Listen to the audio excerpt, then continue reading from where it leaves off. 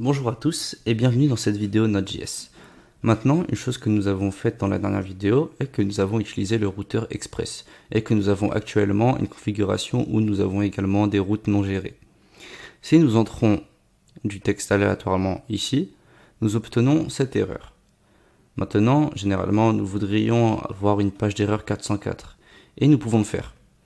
Donc de retour dans l'app.js, nous pouvons profiter des middleware ou de la façon dont Express utilise les middleware et achemine la requête à travers eux. Rappelez-vous que la demande va de haut en bas.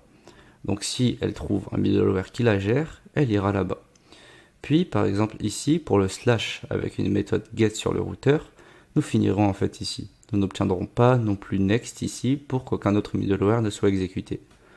Mais si nous n'avons pas de middleware approprié, alors nous allons jusqu'au bout et finalement nous ne traiterons pas cette demande.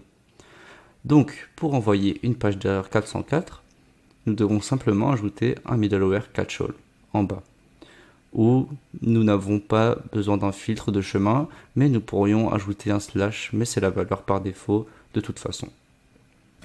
Puis, mettez simplement la réponse, la demande et next. Puisque j'utilise use ici, cela gérera également toutes les méthodes HTTP, pas seulement les requêtes. Et là, je pourrais également envoyer du code comme page not found, page introuvable, ou erreur 404. Donc, c'est un petit document HTML factice, et peut-être que nous voulons également définir le code d'état 404. Et vous pouvez le faire en enchaînant une autre méthode avant send, et c'est la méthode statut. Et bien sûr, vous ne pouvez pas simplement l'utiliser que ici. Vous auriez pu l'utiliser ici ou dans l'admin.js aussi.